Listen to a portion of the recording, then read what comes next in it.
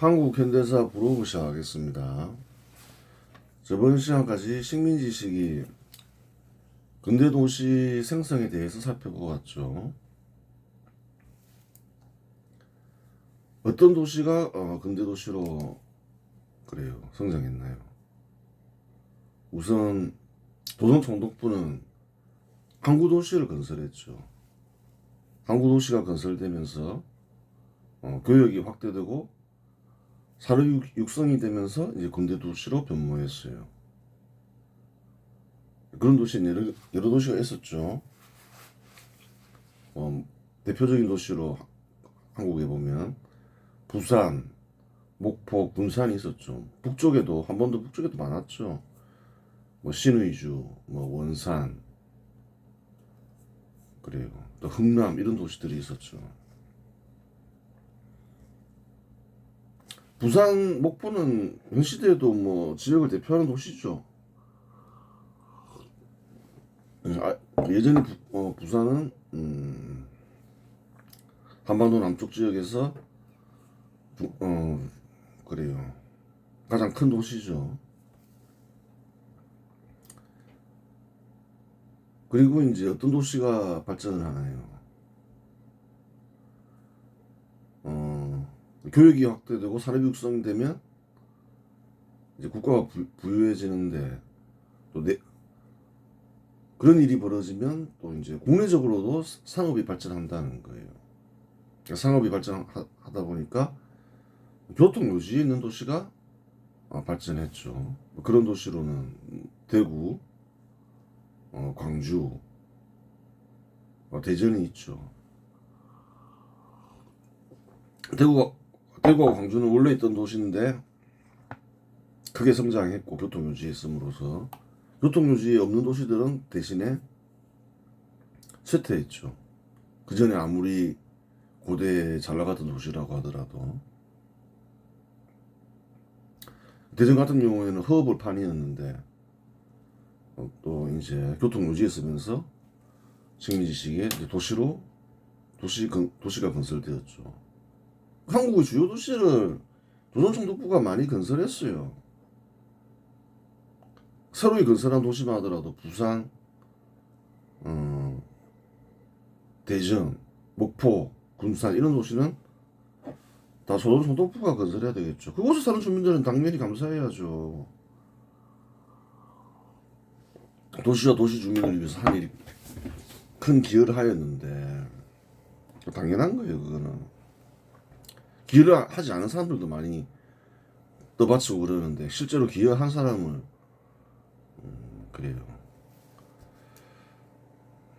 그 공을 무시해서는 안 되는 거죠. 업적을 고마워해야 되는 거죠. 1960년대부터 1990년 군사정부는 항구도시 건설과 수출 산업 육성에 힘썼다. 수출 산업이라 해도 되고 수출 산업뿐만 육성에만 힘쓴 게 아니라 무역 확대도 힘썼죠. 근데 항구도시 건설, 무역 확대 이것은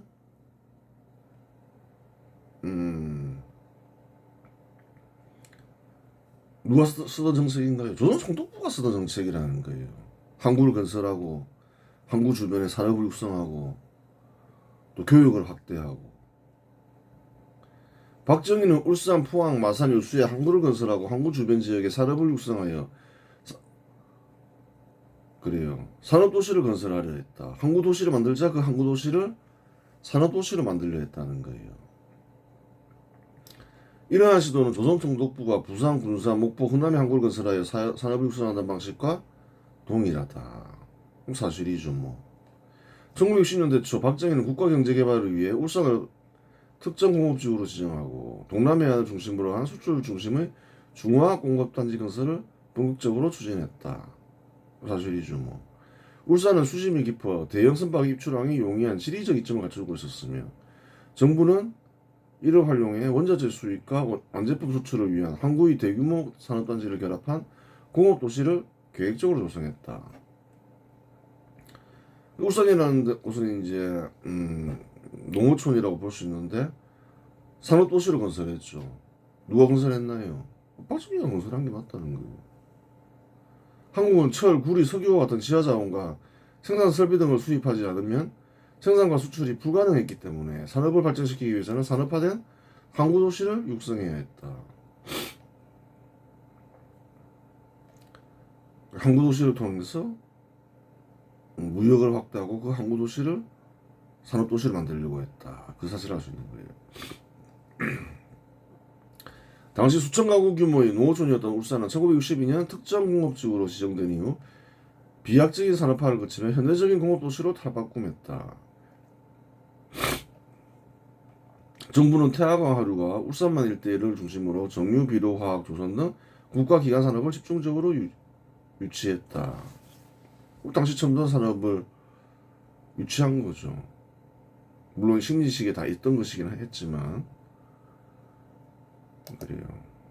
1964년 대한석유공사 울산정유공장이 가동을 시작한 것을 필두로 삼성그룹의 이병철은 한국비료를 설립하여 생산하기 시작했고 현대그룹의 정주영은 현대자동차를 설립하여 1968년부터 울산에서 생산을 시작했다. 사실이죠. 또한 정주영은 현대조선중공업을 설립하여 1973년부터 생산을 시작했다.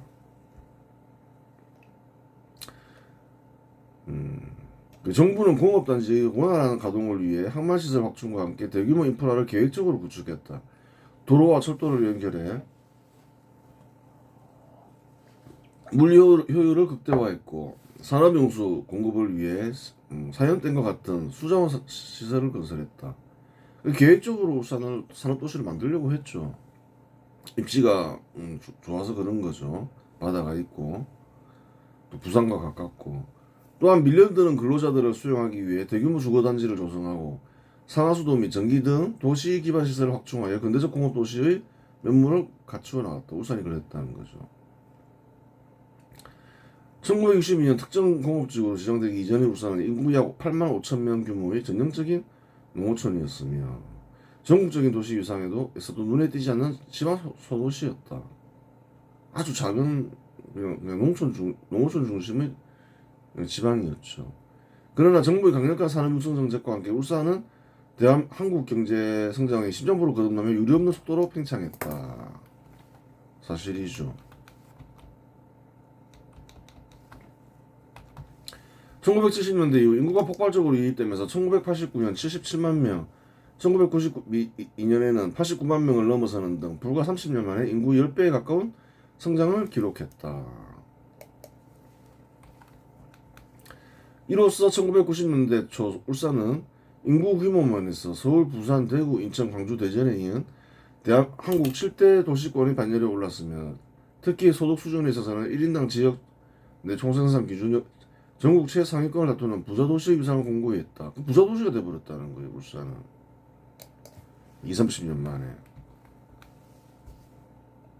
자동차 공장이 있지, 정유화학 공장이 있지, 조선공장이 있지, 그러면서 일자리가 풍부하고 그곳의 소득도 높았다 이 말이죠.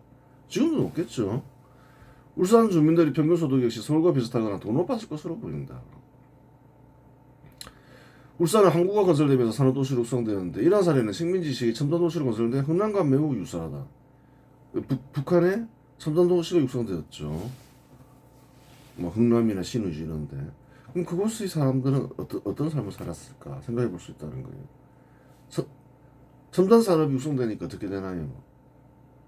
어떤 도시에 굉장히 잘 살게 된다는 거예요. 인구는 서울 규모가 안 되더라도 사람들의 삶의 수준은 서울이나 서울 이상으로 살게 된다는 거예요. 그럼 흥남 주민들은 어떻게 살았을까요? 신의주 사람들은 어떻게 살았을까요? 매우 잘 살았을 거라는 거예요. 상대적인 것이긴 하지만 그 시기를 기준으로 볼 수 있는 거죠. 식민지식이 노구치 시다가오와 조선총독부에 의해 흥남은 첨단도시로 육성되었다. 식민지식이 흥남 주민들은 어떤 삶을 살았을까? 울산 주민들과 크게 다르지 않았을 것이다. 그렇게 보면 된다는 거예요. 1990년대 울산 주민들이 전국에서 가장 풍요로운 삶을 살았듯이 흥남 주민들 역시 한반도에서 가장 풍요로운 삶을 살았을 것이다. 그 눈이 안 봐도 비디오라는 거예요. 항상 얘기하잖아요. 이 글을 쓰니까.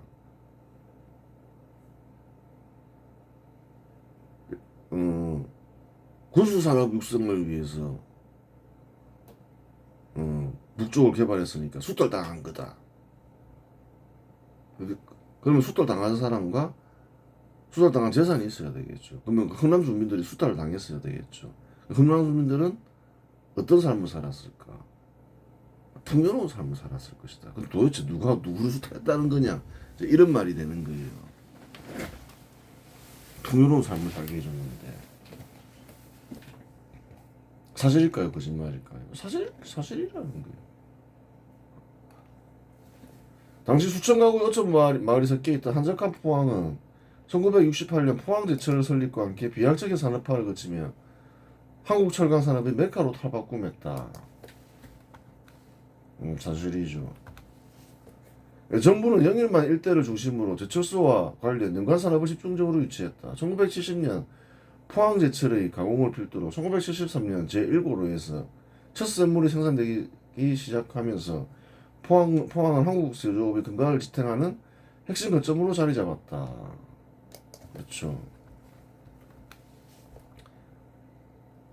정부는 제철소의 원활한 가동을 위해 영일만 항만시설을 확충하고 대규모 인프라를 계획적으로 구축했다.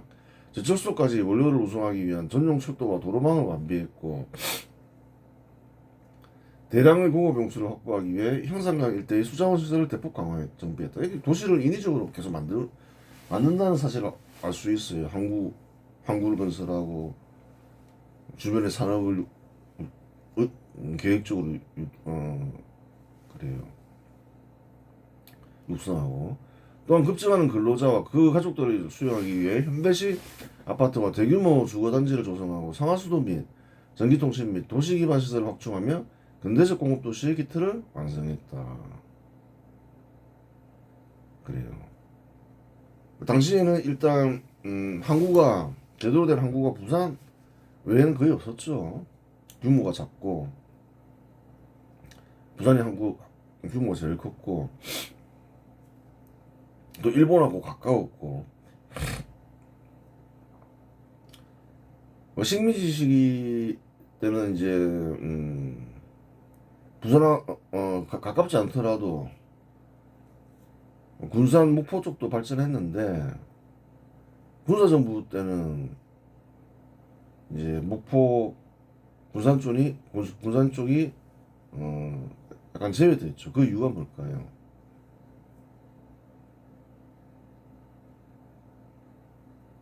목포와 군산은 교역할 게 그 당시 이제 군사정부 때 별로 없었다는 거예요. 조선총독부가 군산과 목포에 항구를 건설한 이유가 있었다는 거예요. 교역할 게 있었다는 거예요. 목포에서는 면화, 군산에서는 쌀. 그렇죠. 그리고 그것을 이용해서 이제 조선총독부는 산업을 발전시키기 위해 노력했죠. 그것으로 돈을 벌어서 기업인들이 있으니까 투자를 하게 함으로써 그 지역을 육성시켰다는 거예요. 근데 군사정부 때는 사정이 좀 달랐다는 거예요. 포항제철 건설 이전의 포항은 인구 약 7만 8만 명 규모의 전형적인 어업 중심 도시였으며 전국 도시 순위에서도 하위권에 머물렀다. 그러나 제철소가 들어서고 산업화가 본격화되면서 인구는 폭발적으로 증가했다. 사실이죠. 1970년대 이후 전국에서 기술 인력과 노동력이 대거 유입되면서 1990년대 초 포항은 인구 30만 명을 돌파하는 도시로 급성장했다.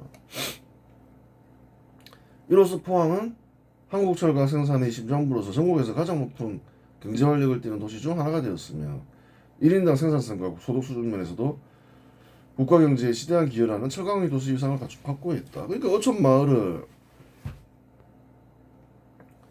도시로 건설한 이는 박정희였다. 계획적으로 건설한 거죠. 포항 역시 계획 도시였다는 거예요. 입지가 좋아서 그렇죠. 아무래도 수심이 깊고 부산하고 가깝고 그러니까 교통망이 또 이제 내부적으로도 경부고속도로가 있고 그래서 이제 발전에 유리했죠. 일본하고 가깝고 일본으로부터 기술이 들어갔잖아요. 경상도 지역이 뭐 식민지 시기도 그랬지만 산업화할 때 발전한 이유를 알아라는 거예요. 항구가 있고 항구를 건설하기 유리하고 일본하고 가까웠기 때문이라는 거예요. 김대중은 경부고속도로 때문에 경상도가 발전했다. 그거는 틀린 견해라는 거예요. 오히려 경부고속도로는 경상도의 발전을 서울에 빼앗기는 결과를 낳았다는 거예요. 전혀 사실과 다른 얘기라는 거예요. 그래요. 포항은 항구가 건설되면서 산업도시로 육성되었는데 이러한 사례는 식민지 시기 첨단도시로 건설된 흥남과 매우 유사하다. 그렇죠. 대부분 다 흥남과 유사한 거죠. 식민지 시기 노구지 시다가오와 조선 총독부에 의해 흥남이 전기화학 산업의 거점으로 육성되었다. 포항 역시 정부의 국가전략적 선택에 의해 철강 산업의 메카로 탈바꿈했다. 1990년대 포항 주민들 역시 제철 산업을 통한 고용 창출과 도시 인프라 확충에 힘입어 전국 최고 수준의 풍요로운 삶을 누릴 수 있었다. 항구의 제철소 설립, 청진항이 그렇죠. 청진과 닮았다고 유사하다고 봐야 되겠죠. 청진에 아시아 최대 규모의 제철소를 설립했잖아요. 노구찌가. 노구찌가 아니었나? 하여튼 뭐 조선 총독부가 그런 산업 육성 정책을 썼죠.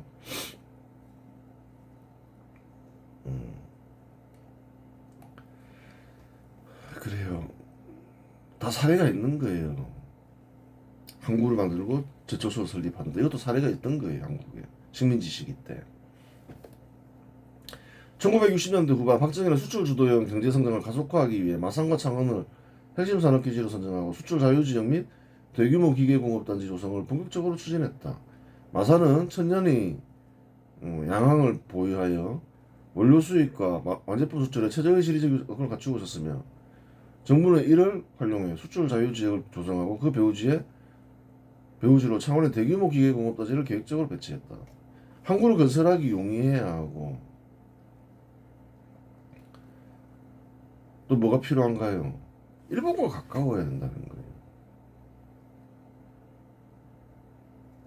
당시 한국은 경무업 중심의 수출 구조를 중화학공업 위주로 전환해야 하는 국가적 과제를 안고 있었으며 이를 위해 해외 자본 유치와 기술 집약적 생산 기지의 육성이 필수적이었다. 그래요.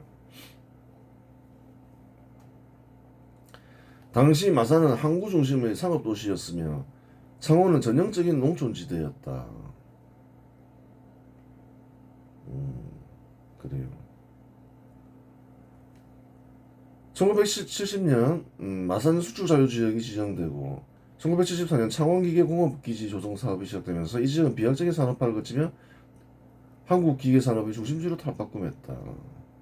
계획적으로 만들어진 도시죠. 마산하고 창원도. 정부는 마산의 수출 자유지역을 통해 섬유, 전자, 조립금속 등 수출 주도형 산업을 집중적으로 유치했다. 뒤이어 창원에는 기계공업을 집적화하여 1979년 기아기공, 한국중공업 등 주요 기업들이 생산을 시작하며 국가기관 산업의 핵심 생산기지가 구축되었다. 마산, 창원, 울산, 포항은 박정희가 건설한 도시라는 거예요. 그 과정에서 기업인들이 많이 참여하면서 기여를 한 거죠. 어떻게 도시가 건설되느냐 그걸 보라는 거예요. 반면에 부산, 대전, 목포, 군산 원래 없던 곳인데 조선 총독부와 일본인이 건설한 도시죠. 주요 도시는 대체로 보면 한국의 주요 도시는 조선 총독부나 일본인이 건설했거나 박정희 군사정부가 건설했음을 알 수 있는 거예요. 정부는 공업단지의 원활한 가동을 위해 마산항의 시설을 확충하고 창원기계공업단지를 체계적으로 건설했다. 마산과 창원을 잇는 도로망을 정비하여 물류 효율을 극대화했고 그 마산의 이제 항구를 이용하기 위함이죠. 대규모 산업 용수 확보를 위해 낙동강 용역의 수자원 시설을 정비했다. 또한 밀려드는 근로자들을 수용하기 위해 창원에 배후 계획도시를 조성하고 상하수도 전기, 학교, 의료시설 등 도시기반시설을 확충하며 한국 최초의 계획 공업도시 모델을 완성했다. 대부분 다 인위적으로 계획에서 만들고 있으면 확인할 수 있는 거예요. 어디서 착안했을까? 생각을 해보라는 거예요. 1970년 마산 수출 자유지역 지정 이전의 마산과 창원 일대는 인구 20만 명 미만의 상업 및 농업지역이었으나 이후 산업화 정책과 함께 눈부신 성장을 기록했다. 1980년대 이후 인구가 급격히 유입되면서 마산과 창원은 인구 50만 명 이상의 도시로 급성장했다. 이로써 1990년대 마산과 창원은 울산, 포항과 함께 한국을 대표하는 산업도시의 위상을 굳건히 했으며 높은 제조업 형성을 바탕으로 지역경제의 중추적인 역할을 담당하였다. 그래요. 마산과 창원은 항구와 연계된 계획적 산업도시로 육성되었는데 이러한 사례는 식민지 시기 첨단 도시로 건설된 흥남과 구조적으로 유사하다. 흥남과도 유사하고 흥남 하여튼 뭐 첨단 산업을 육성한 도시가 많죠. 조선 총독부는 그런 도시들과 매우 유사하다는 거예요.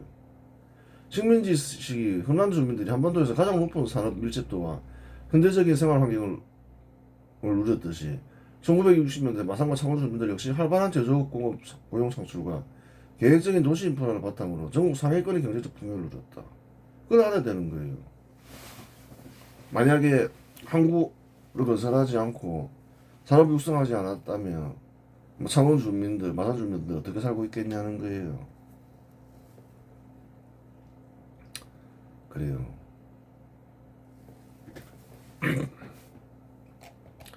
1960년대 후반 박정희는 호남 지역의 산업 발전에 적합적으로 여수와 여수의 인근 지역을 선택했다.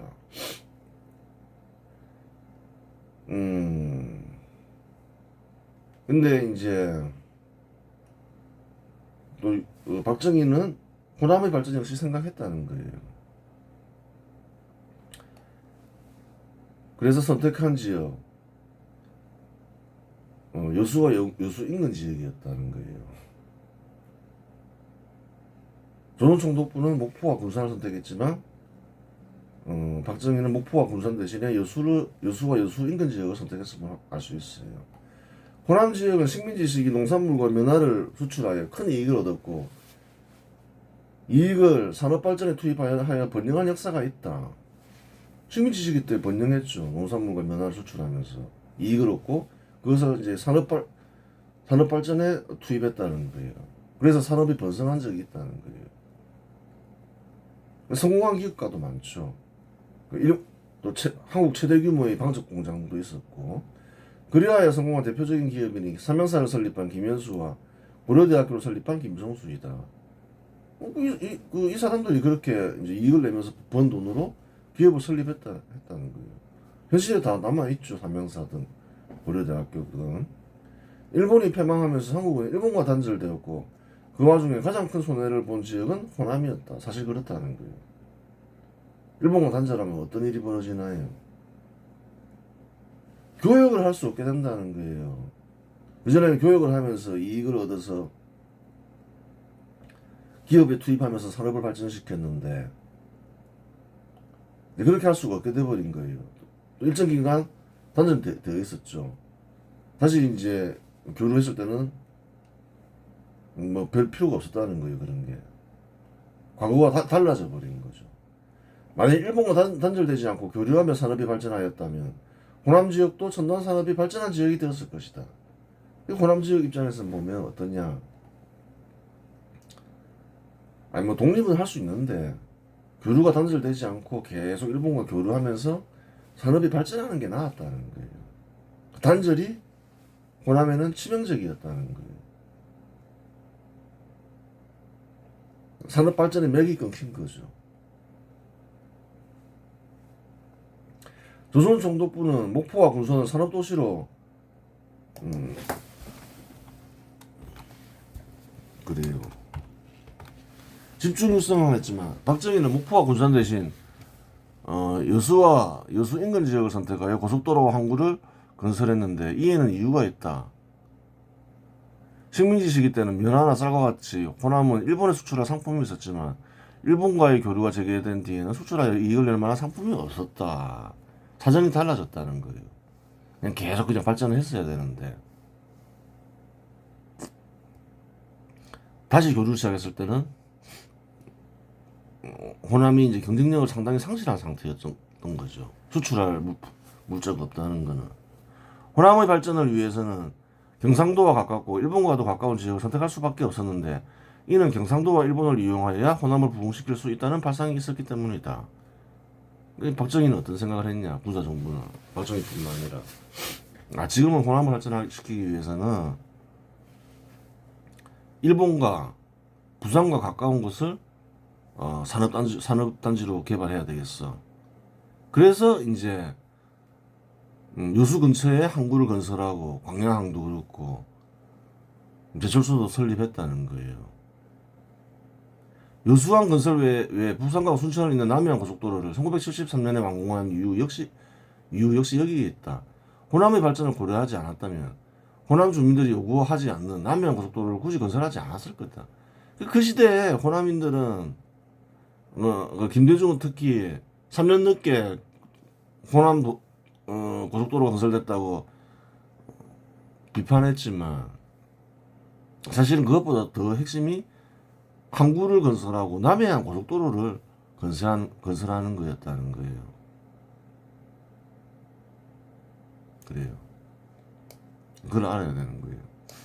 잘 모르고 있었던 거죠. 김대중은 자기 지박이 어떻게 하면 발전할 수 있는지를 몰랐던 거예요.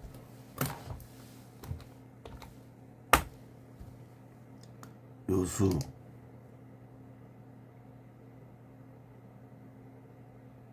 응? 여수, 광양, 순천 위치를 한번 확인해 볼 필요가 있는 거예요. 목포와 군산의 위치가 과연 일본과 교류하고 경상도와 교류하면서 발전하기 유리한 곳인가?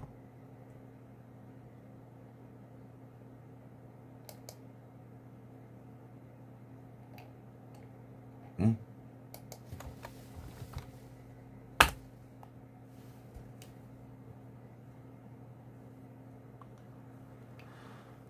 여수는 호남 지역에 있지만 경상도와 가깝고 일본에 가까운 지역에 있죠.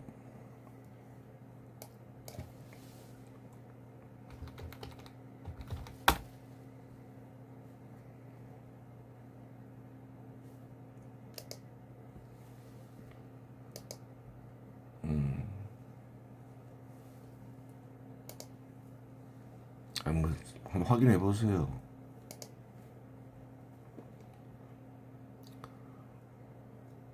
한번 AI로 보면 되죠. 도시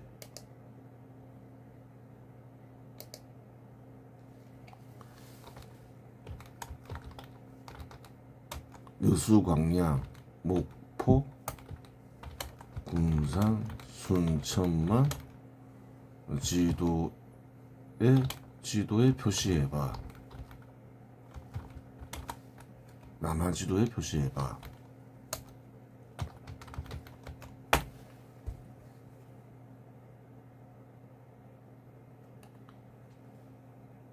여수가 여기 있잖아요. 일본하고 가깝죠. 이게 대마도잖아요. 부산, 여수.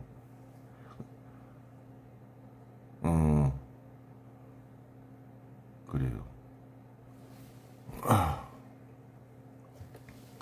광양, 순천도 표시해봐. 왜 거기다가 건설했는지를 알아라는 거예요. 응? 부산, 마산도 옆에 있죠. 대마도가 가깝고 일본하고 가깝다는 거예요. 여수도 가깝고.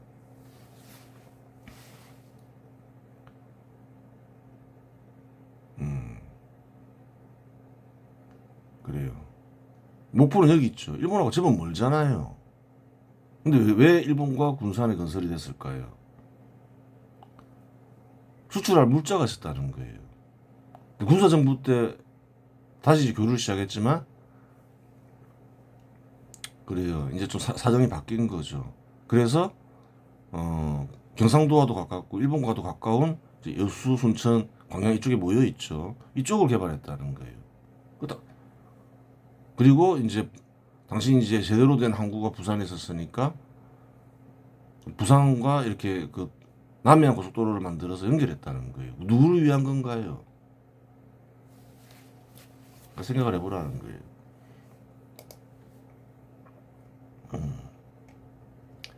박정희는 중화공업의 육성과 수출 확대를 위해 여수를 핵심 산업 기지로 선정하고 예천반도를 중심으로 대규모 석유화학공업 단지 건설을 본격적으로 추진했다. 여수는 한류 수도와 인접한 천년의 깊은 수준과 항만 조건을 갖추어 원유 및 원자재 수입과 완제품 수출에 최적의 지리적 요건을 갖추고 있었다. 그래요. 정부는 이를 활용해 대규모 석유화학단지와 항만을 결합한 계획공업도시를 조성했다. 당시 한국은 에너지 산업의 근간인 석유 정제 및 화학 제품의 자급자족을 위해 대규모 화학공업 기반 구축이 국가적 최우선 과제였다. 그래요. 당시 소규모업과 해운업 중심의 도시였던 여수는 1967년 호남 정유 설립과 1970년대 후반 여천 석유화학단지 조성을 기점으로 비약적인 산업화를 거치며 현대적인 석유화학공업 도시로 탈바꿈했다. 산업도시로 이제 육성되었죠.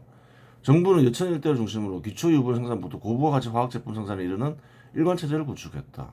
1969년 호남 정유가 가동을 시작한 이후 수많은 석유화학 기업들이 입주하여 여수는 울산과 함께 한국 양대 석유화학 메카로 자리 잡았다. 울산 호남 지역도 이제 갖출 건 다 갖추었죠. 초기에는 경상도 위주로 발전하다가 세월이 흐르면서 갖추었다. 근데 이제 예전처럼 막 급성장하진 않더라. 그 이유를 생각해야 되는 거예요. 다 사람들이 하는 일이기 때문에 다 이유가 있는 거예요. 정부는 공업단지 원활한 가동을 위해 하마시설을 확충하고 대규모 기반 인프라를 계획적으로 구축했다. 원유 수송을 위한 전용 항구와 파이프라인을 건설하고 산업물류 수송을 위한 도로망을 정비했다. 또한 급증하는 산업 인력을 수용하기 위해 예천 지역의 배후 주거지를 조성하고 공업용수 공급을 위한 수자원 시설 및 전력망을 확충하며 근대적 공업도시의 기틀을 마련했다.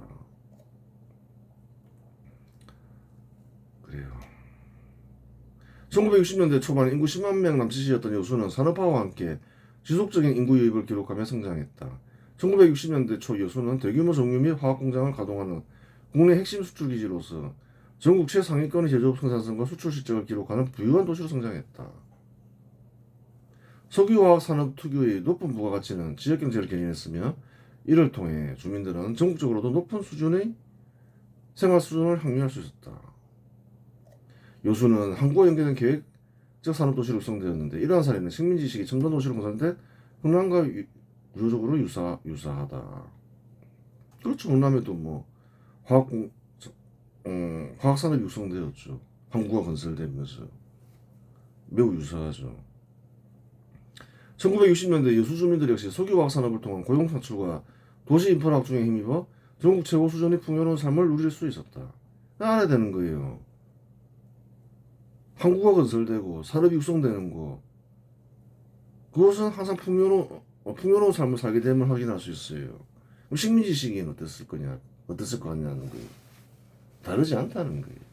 예외 같은 건 없다. 예전에 설명했죠. 박정희는 항구도시를 산업도시를 육성하는 정책을 수립하여 집행했는데 사실이죠. 이는 조선 총독부의 정책과 동일하다. 항구도시를 수출과 결합한 신산업 육성 도시로 육성하는 방식은 매우 드문 사례이다. 매우 드문 이런 사례는 잘 없다는 거예요. 항구 주변에 산업 도시가 건설되는 경우가 많은데 막 신산업이 육성되고 무역 확대를 수출 중심의 정책이 집행되면서 수출 산업이 육성되고 이런 경우는 잘 없다는 거예요. 전 세계적으로. 당시 대부분의 국가 수장들도 항구도시를 산업도시로 육성해야 한다는 생각이 있었지만 박정희와 같은 방식으로 항구도시를 활용한 이는 항구를 활용한 이는 조선 총독부 외에는 없었다. 이러한 사례가 잘 없다는 거예요. 참으로 조선 총독부는 한국인들을 위해 많은 일을 하였을 뿐만 아니라 중요한 깨달음을 전수해 주었던 것이다. 그걸 알아야 되는 거예요. 실상 마음의 문을 활짝 열고 살피면 싫어할 이유도 없고 원망할 이유도 없고 사과를 요구할 이유도 없는 것이다. 그걸 알아야 되는 거예요. 그 예전에 다 얘기는 했지만 한국인들이라 해서 다 생각이 같은 건 아니라는 거예요. 지금도 그렇잖아요. 생각이 다 똑같지가 않다는 거예요. 좌파 인사들이 있는가 하면 우파 인사들이 있죠. 특별히 관심이 없는 인사들도 있죠. 크게 세 부류로 나누어지는데, 그럼 절대 다수 한국인들이 어떤 생각을 가졌을 것 같겠냐는 거예요. 다 똑같았겠냐는 거예요. 예전에 다 설명했지만 도시에서 일자리를 제공한다. 더 많은 소득을, 농촌보다 더 많은 소득을 제공한다. 그 좋은 일이라는 거예요. 또 식민지 시기에는 조선과 굉장히 달랐죠. 조선은 딱 식물이 정해져 있었다는 거예요. 또 상공업은 철시됐고, 근데 식민지 시기는 어떤가요? 사업 수완이 있으면 사업가로 성공하고, 또 이제 또 공부를 잘하는 학생들은 자기가 공식에 관심이 있으면 뭐 신분에 상관없이 뭐 군인이 되기도 하고 경찰이 되기도 했죠. 그 시대에서는 친일파로 오고 그런 사람들을 막 모욕하죠. 그렇게 만들려고 하죠, 좌파 인사들이. 그것도 잘못된 거죠. 하여간 그런 사회가 더 좋은, 살기 좋은 사회라는 거예요. 비참하지 않은 삶을 살 수 있고 자기 능력을 발휘할 수 있잖아요. 마음을 열고 보면 그렇게 미워할 이유도 없다는 거예요. 싫어할 이유도 없고 그 얘기인 거예요. 원망할 이유도 없고 사과를 요구할 이유도 없다. 뭐 좋은 일 많잖아요. 한국을 위해서 많은 일을 했잖아요. 조선총독부 역시 뭐 군사정부도 마찬가지죠. 진짜 지역 발전을 위해서 일을 했다는 거예요. 군사정부는 항구를 건설하고 산업 발전을 위해서 힘썼죠. 그런 게 지역 발전을 위해서 진짜 하는 일이라는 거예요. 국민들 선동해서 서울에 있는 이거 이전시켜 줄게 이런 게 진정한 지역 발전이 아니라는 거예요. 지역을 위한 것도 아니고 국가 전체적으로도 생산성이 떨어지고. 그걸 알아야 되는 거예요. 한국의 지역마다 다르지만 또 남부지방은 우리 지역이 어떤 경우 발전하는가, 어떤 경우에 발전했나요? 남부 같은 경우는 교류 확대, 또 특히 일본과의 교류 확대가 필요한 거죠. 그리고 산업 육성인 거죠. 뭐 일본인으로부터 투자를 받을 수도 있고 한국 기업으로부터 투자를 받을 수도 있고, 그게 핵심인 거예요. 남부지방이 잘 사는 거예요.